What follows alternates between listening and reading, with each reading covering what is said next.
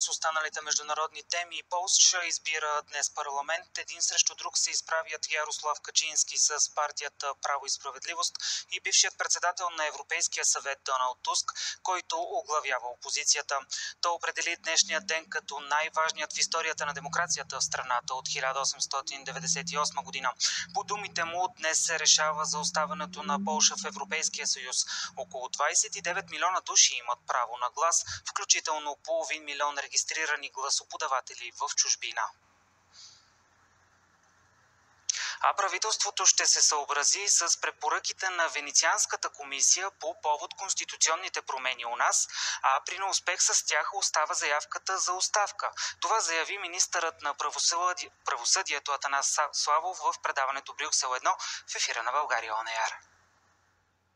Венецианската комисия одобрява двете основни идеи за конституционна реформа – за създаването на отделен съдебен и прокурорски съвет и за съотношението на квотите при избора на нов Висш съдебен съвет. Прокурорите искат да са, така да се каже, много близо до съдиите, но от това страда независимостта на съда. Разбира се, не става дума тук прокуратурата да излиза от съдебната власт или да става някакъв независим клон на властта. Не. Тя ще остане в съдебната власт, но ще е ясно разграничена от съда. Славов коментира и реформите, свързани с правомощията на президента. Това, което е безспорно ясно. Не можем да имаме служебни правителства, изцяло назначени по персонално усмотрение на държавния глава. Министърът на правосъдието е категоричен, че ако конституционните промени не минат през декември, ще последва оставка. Ангажиментът поет от премиера Денков, поет е от мен лично като министър на правосъдието, когато приех номинацията за този пост, че ако нямаме смислени конституционни промени, разбира се, ще потърся други форми на реализация. По думите му, правителството работи в правилната посока за постигане на членство в Шенген и това ще проличи през декември месец по време на съвета на Европейския съюз. Сега към останалите теми от нашата страна. Жители на сливенския квартал Оричица блокираха главен път Сливен-Нова Загора за 2 часа в знак на протест срещу разкопаването на квартала им по изпълнението на водния цикъл. Протестът започна в центъра на квартала и се пренесе на двата изхода.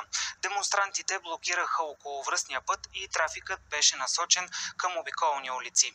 Целта на това затваряне е шофьорите, преминаващи по пътя Сливен-Нова Загора, да изпитат неудобство, което кварталът им изпитва вече повече от 2 години, заявиха протестиращите.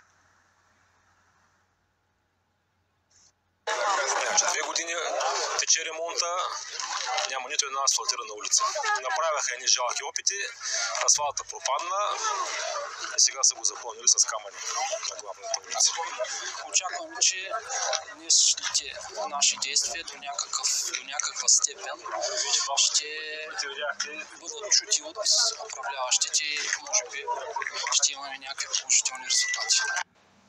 Десетки вярващи се събраха в катедралния храм Света Неделя в София, за да чуят светата литургия по случай рождения ден на негово светейшество българският патриарх и софийски митрополит Неофит. Миряните се помолиха за дълголетно здраве на главата на Българската православна църква. Негово светейшество е роден в София на